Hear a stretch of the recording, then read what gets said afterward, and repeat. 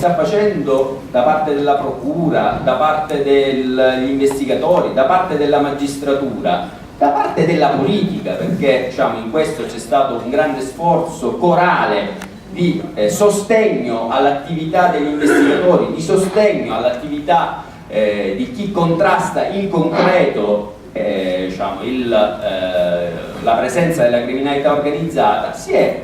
accompagnato anche un fatto inedito, che è anche una compartecipazione della società civile importantissima, delle stesse organizzazioni di categoria, che molto spesso invece nel passato avevano trascurato questo dato, magari diciamo, dando ruoli e funzioni di responsabilità a soggetti non del tutto limpidi nel modo di agire, non del tutto limpidi nel modo di fare, anzi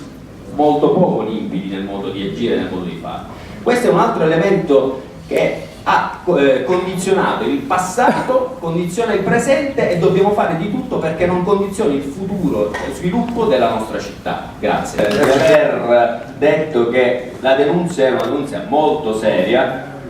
che abbiamo detto tante volte che la politica deve arrivare prima della magistratura. In questo caso la politica è arrivata prima dicendo delle cose gravi.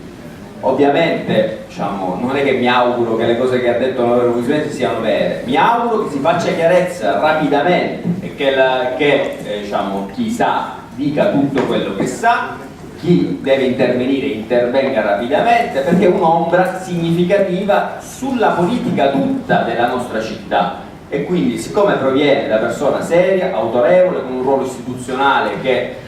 sicuramente aggiunge a responsabilità tipiche della politica altra responsabilità, credo che sia un tema che vada affrontato con grande attenzione, con grande rispetto che si deve alle dichiarazioni dell'onorevole Musumeci al proposito.